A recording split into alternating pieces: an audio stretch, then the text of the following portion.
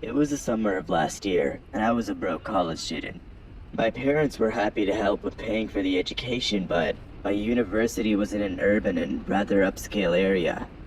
So despite the fact that most of my tuition was covered, I was still struggling to get by living costs. Food, clothes, and utilities were all very expensive. I worked long and hard hours at a local coffee shop as a barista, but this was starting to interfere with my education. I majored in biotechnology, which was a very difficult and competitive field to study at my school. The classes I had to take were extremely difficult and time-consuming. Sometimes I would stay up for several days together in order to balance out studying, attending lectures, and going to work. But hey, someone had to pay for bus passes, and someone had to pay for my groceries.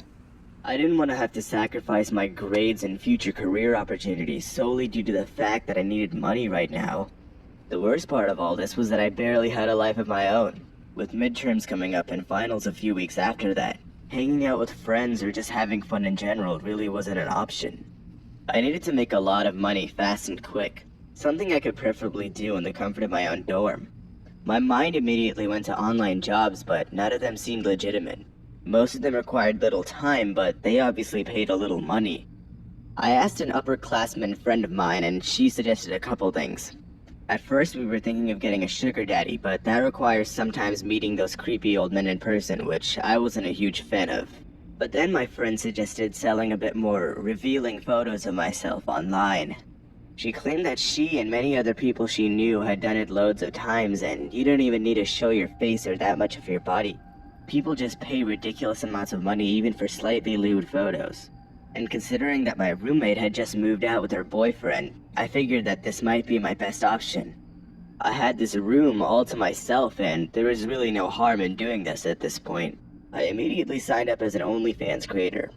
OnlyFans seemed to be the most credible and popular of these types of websites. They also seem to be the safest and are very liberal with how much profit the creators get to keep. Pretty much every other girl on my campus has one in their Instagram bio anyway, so I figured there's really no harm in trying. Have too many other options anyways. It was a lot easier than I thought getting started. Rather young woman, and I considered myself to have a decent body. I saved up for a cheap but effective ring light off Amazon, and my smartphone had a good enough camera anyways. I started out by taking a profile picture. Nothing above my chin was shown. It was me posing all cute with only my underwear on. I bought a promotion from a rather large Twitter page for my OnlyFans, and it seemed to be working. I had already gotten a few subscribers and fans. I wasn't in the top 1% or anything, but my initial investments in the light and promotion were all paid off within a few days. I even took the following week off of work. I eventually went ahead and took the next few weeks of work off. I wanted to study for my midterms, and at this point OnlyFans seemed to be paying the bills pretty well. My audience seemed to be a mixture of mostly men, both old and young. But one day, as I was messaging a few fans, I noticed a DM request with an unusually high payment amount. Sure, a lot of these guys had their own weird kinks and would pay a surprising amount of money just to see my feet sometimes, but this was even stranger. I got a direct message from someone with the username John_Doe, and he was willing to pay $100 just for a photo of me smiling.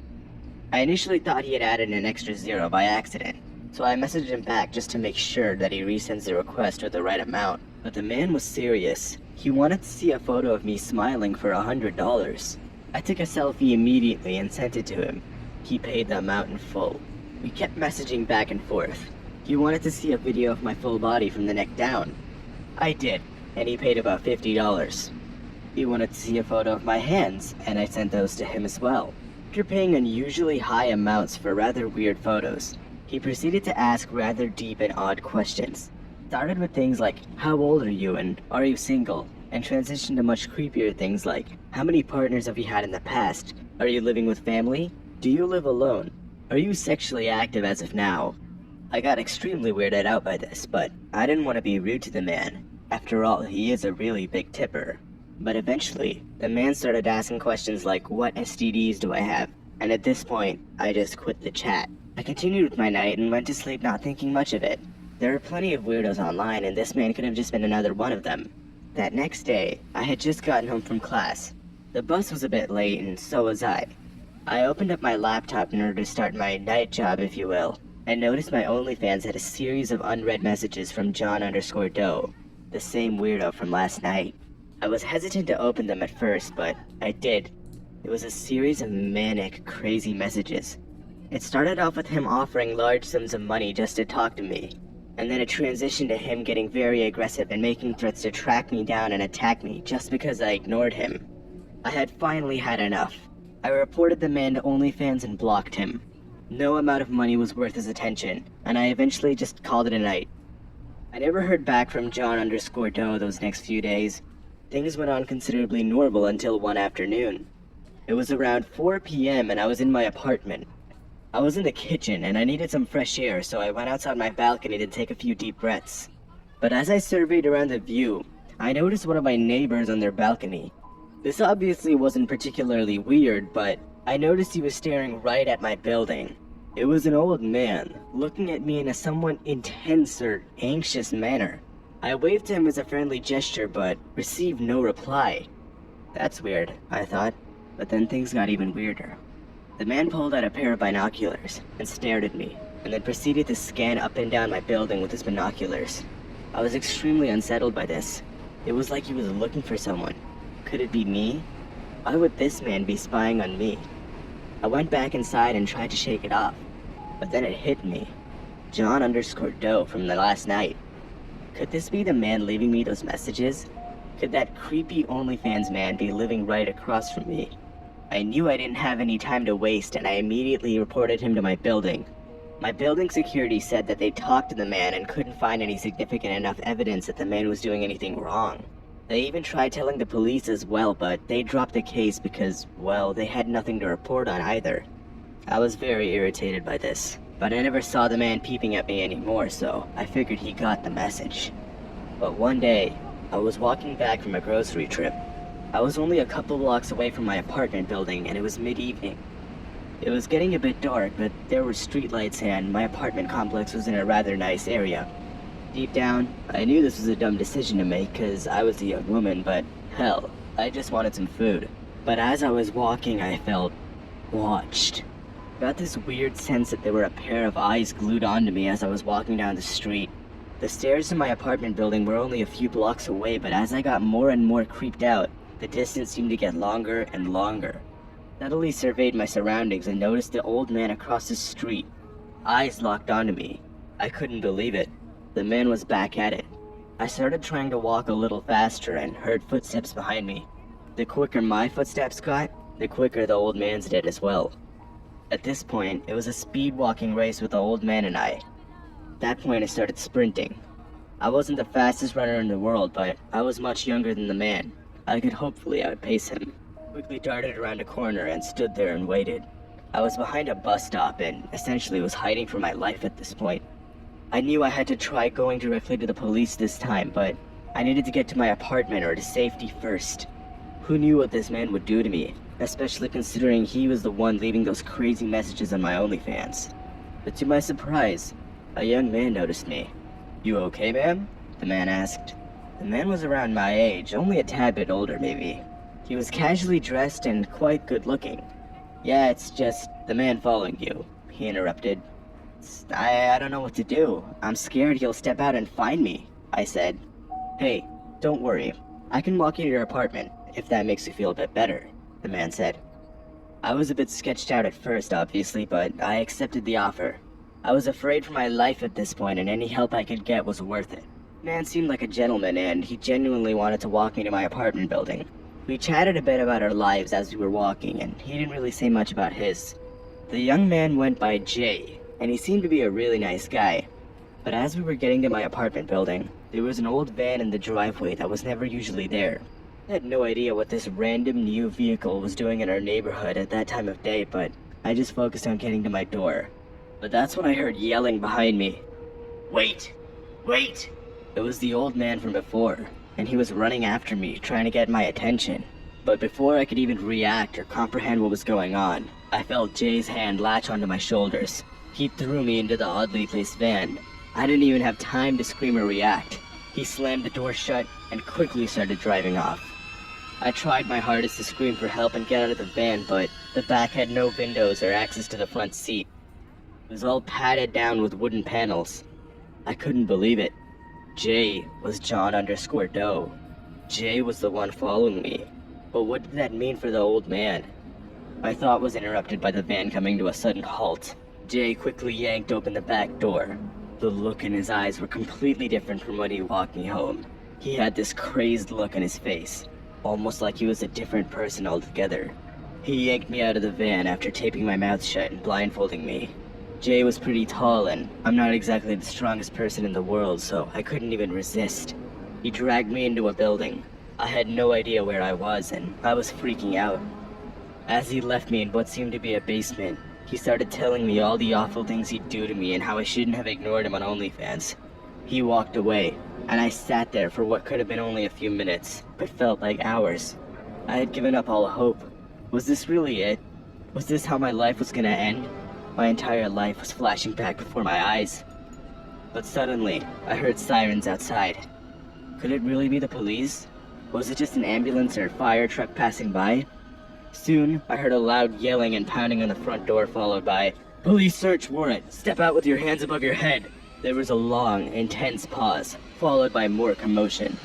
After several minutes of rustling and more yelling upstairs, my blindfold and tape were removed from my mouth. It was an officer.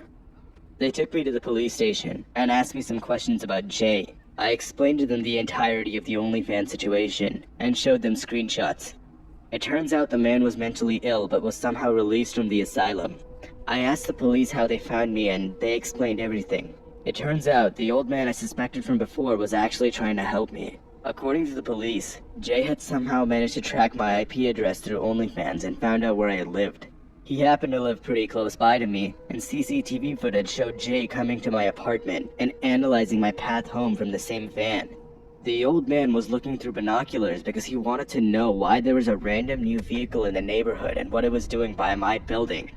It turns out he was following me that day in order to make sure I went home safe. He was very suspicious of Jay in the van. He was suspecting that Jay would somehow do something to me, but by the time he actually found out, it was too late. The old man was the one who got the van's plate number on camera and reported it to the police immediately. The police used traffic cameras and records in order to find out where the van was going and where it could end up. As soon as I got home, I explained to my friends what happened, and I deleted my entire OnlyFans account right after that. I soon went back to work at my cafe and tried to resume my normal life. It's been about a year since that happened, and the old man moved out since. He's now at a senior care center nearby, and while we rarely are in contact, we never ever mention Jay or the incident. For context, I'm a 20-year-old man. My name is Jack. But this horror story I'm gonna tell you didn't happen to me. It happened to a close friend of mine. Her name's Cecilia. We met on the integration meeting after our first day of college. I was pretty new to the area. I just moved from another city and I was excited to attend my dream college. Get the best education I can and a good degree in my field. I had just moved here and all of my friends were in my hometown. I decided to make a new friend with this beautiful woman with a friendly face and say hi. Cecilia was gorgeous and probably one of the sweetest people I've ever met. She had big, beautiful blue eyes and glamorous skin. She really stood out from the crowd and, to me, glowed like an angel. I knew that she was someone special. I mean, hell, that's why she stuck out so much, and I approached her. Something about her when I first met her indicated to me that we would share a lot of amazing moments in life. I knew that she was someone special just initially meeting her. So when I approached her and greeted her, it was a real pleasure. It turns out that she was new and rather lonely here as well. She was from a different state and was actually looking for a new friend herself. Figuring we had the same intentions, I invited her out for coffee that day. After that, I decided to go and talk with the rest of the freshmen from the meeting. I met a lot of my future friends that day, people who I still keep in contact with today. From that day forward, Cecilia and my relationship skyrocketed. We sat together during lectures, had lunch together. We FaceTimed each other almost every other day and gossiped harmlessly about our classmates. We truly were best friends. Unfortunately, things started going downhill after that. I myself was fortunate to have parents who financially supported me every step of the way. I could rent an apartment and buy everything I needed for a student's life with ease. But Cecilia had no financial support. She had to help herself. She worked a not-so-fun job at McDonald's, and the hours were grueling and long. This was starting to interfere with her education, and she had trouble studying. This really wasn't working out for her, so she started looking for smaller sort of side hustles online. She asked me for some advice or tips, but I didn't know what to tell her. Hell, I hadn't worked a day in my life. What was I gonna tell her? One day, Cecilia came across a website called OnlyFans. It was a pretty new and highly trending website. I didn't know much about the website, aside from the fact that it was known for adult content and pretty much every other Twitch streamer or Instagram girl had one in their bio. One day, she explained to me the nature of the website over FaceTime. She explained to me that she could make hundreds or even thousands of dollars just posing half-naked online. Men were thirsty enough to just drop money on this stuff. She said she could finally be financially independent without even having to do any work. She didn't even have to show more intimate parts of her body and could make hundreds off fetishists who just want to see her hands or feet. She was blown away by the easy money and was eager to start an OnlyFans account. From that day, I warned her that it was a bad idea. It sounded like a dream side job at first and sounded like really good, easy money, but something was too good to be true. I told her that the whole idea of showing her face and body to a bunch of weirdos and creeps online could only be dangerous. You never know what their real intentions are behind a screen. She didn't seem to pay any mind to my concerns. She thought it was her easy way out of this problem. She truly didn't mind showing her body online if there was a monetary reward. I couldn't believe it. She really was this desperate. We got into a small argument, but I backed out. I realized I couldn't change her mind and let it be. She signed up for an account and started posting photos shortly after that. After a while, she told me that it was the best decision in her life. She told me she made triple the amount she made at McDonald's and barely had to put in any effort. She could actually focus on school and had spare time now. After she told me that a few men paid her thousands of dollars for some fully naked photos, I was very uncomfortable. I explained to her once again that this whole thing will backfire when some psychopath meets her, but she ignored my advice as usual. It bothered me. I personally felt that your body should be reserved for the one you love. The one who cares about you, the one who's there for you. But in the end of the day, it was her body and her life. None of my business. For the next few weeks, everything seemed to be going back to normal. But one day, something horrible happened. Normally, we would meet each other in the morning before classes, but she didn't show up. That's weird. I checked my phone and she didn't let me know. This was even weirder. Normally she'd text me. I was surprised, but didn't think much of it. I decided to go on with the rest of my day. The day went by and I still didn't see her. She didn't join me at lunch or sit next to me during class. When I checked my phone that night, I noticed that she hadn't even been online since yesterday. 2 days went by and I started to get phone calls from her family and close friends. They wanted to know where she could possibly be. She literally disappeared from the face of the earth. Her mom eventually called the police and reported her as a missing person, and the search began. For a few days, the police asked everyone around her, including me, about where they saw her the last time. But after a few more days of searching and still no trace of her, the police asked for volunteers to help them. Me and several of her other friends decided to join in on the search. Armed with flashlights, we all checked through the local forest. It was exhausting. We searched up and down and still didn't find a single trace of her or her body. At this point, her parents were devastated. They were already crying. They knew that after this much time of someone being missing, the chances of survival were really low. The police finally got a warrant to search through her apartment. But when they looked through there, they saw no traces of any violence or that anything could have happened. Nothing was touched. They expected a fight scene or some broken plates or a messed up bed. But this didn't add up. If she was abducted, there would be some traces or some sign. But no, the detectives found the apartment clean. The only lead they could find was an open OnlyFans page with her photos on it. They assumed that this was the doing of one of her followers, maybe. The police looked through her laptop thoroughly, but they still found nothing. Her messages and her subscribers revealed no information. Even their best investigator had no clue where she was. There was no trace of her or whether she was even alive. There were no suspects and no witnesses. The police and the volunteers searched for her for about another month. They did everything they could. They hung flyers, posted her on social media. Still, she wasn't found. The police eventually closed the case. Her family and friends were devastated. I considered myself lucky and let out a sigh of relief. My plan succeeded, and I was happy about that. It was a great idea. I left her body in the basement of an abandoned farmhouse about 100 miles from the city. Nobody even suspected me because I was playing along as a victim. A good friend who only wanted the best for her. I told her not to use OnlyFans, but she wouldn't listen to me. I couldn't let anyone aside from me watch her body. I hated the idea of these creepy old men seeing her. I hated seeing those photos online. She could only be mine, and mine alone. Maybe if she weren't so stubborn and listened to my advice, she would have lived. We were meant for each other. We would look perfect together. But she just treated me like a friend. I'm perfectly fine with what I did. I don't regret it. I want to start off the story by letting you guys know, I in no way consider myself a hero of some sort. I feel what I did was completely necessary and needed no validation or praise. Any marginally decent human being would have done the same thing if they were in my shoes. The story took place several months ago, and it's still very fresh in my memory. It was late November, and my quarantine boredom had taken its peak. We had been at home for almost a year at that point, and my county went on its second full lockdown after another spike in cases. I'm a young man, and let's just say being indoors all day really brought out certain urges in me.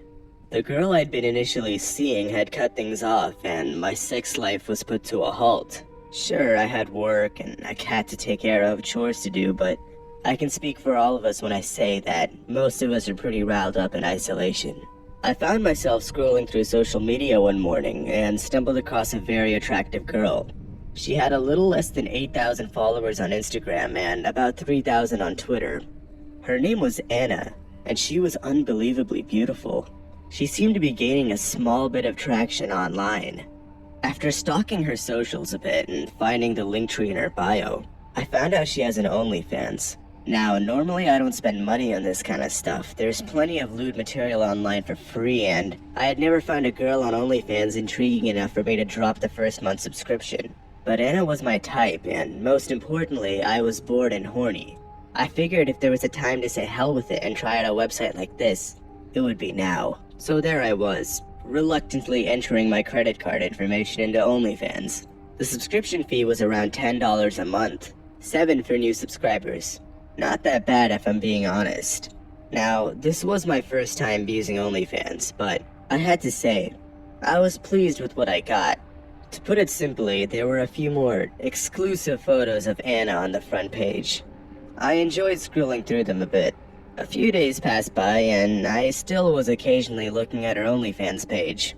After all, I paid for the whole month anyways. It actually felt quite nice supporting Anna financially. Her house always seemed dark and dingy. Something about where she was filming made me feel that she wasn't in the best financial situation. I mean, after all, she was on OnlyFans. I eventually discovered the DM or request feature and decided to have a go at it.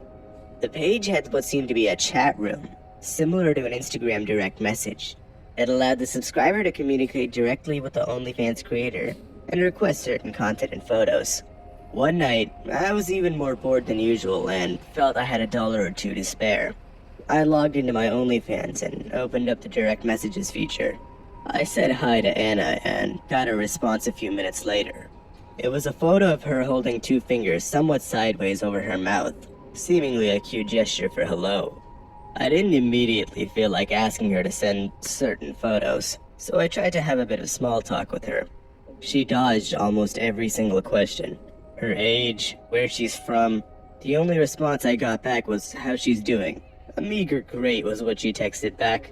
It was a bit sketchy, but I'd eventually dropped the idea of trying to get to know her.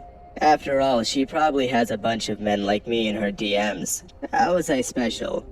I made a few photo requests, and they were a few dollars to unlock. A seductive pic here, and another there. After a few picture exchanges, I decided to call it a night. But before I closed the tab, however, I decided to take another scroll up the page. You know, enjoy the pictures I paid for of this gorgeous woman. But as I scrolled up, I started noticing the flirty hand symbols she was throwing up. They weren't your usual peace signs. They were something familiar. I looked a bit closer and longer, and that's when it clicked. It was American Sign Language. My younger sister grew up deaf, so my family and I pretty much had to learn ASL in order to communicate with my sister. I took a look at the hand symbols she was making, the first one being the weird sideways peace sign. It was H. The next one, which I thought was her trying to imitate a cat pawing or purring, seemed to be an E. After that, there was one of her holding what seemed to be an L symbol over her head. The last one was with her 3 fingers seductively running up her arm. The fingers made a peace sign in ASL. The images in that order spelled help. I couldn't believe it. I thought these were weird hand symbols and were just some odd form of flirting or play. But it was a cry for help. What was happening? Why was she sending an SOS to me? Why not law enforcement? I immediately responded back, "Anna, are you okay? Do you need my help? What's happening?" I frantically sent. She responded with a video of her discreetly making the gesture in ASL that asks, "Do you know sign?" I responded with yes, and asked her where she was. She responded with a video of her signing back, "Don't know." My mind was racing. What was happening? Was this some sort of sick joke or prank? I asked her if she knew roughly what city she was in or what locality, and she responded, "No, don't know." I immediately called the police. I let them know everything that happened, and they identified the girl as Layla Ronson. She was a college student, who the university had initially thought dropped out due to her lack of attendance for months. She seemed to be doing OnlyFans against her own will under the name Anna. The police used the OnlyFans URL and managed to track the IP of where the videos and messages were coming from. It seemed to be a rather affluent housing complex a few hours away from me, in my same state. The police in that area managed to track down the house and rescue Layla, as well as make all the needed arrests. According to the investigators on the scene, Anna was kidnapped not too long ago from her university. She was held captive and made to make OnlyFans and other online content against her will in the basement of one of the houses. The man who kidnapped her would take all of the money made from the process and continue the cycle. I got a phone call from Layla herself a few days later, thanking me for helping her. She said the man who kidnapped her said if he caught her asking for help online, he would harm or kill her. He would occasionally peer over from the corner of the basement to see what exactly she was doing, and made sure she wasn't asking for anyone's help over OnlyFans. I haven't spoke with Anna since, and I deleted my OnlyFans account soon after the incident. I simply didn't want to ever think about that website again. This memory is not something I relish.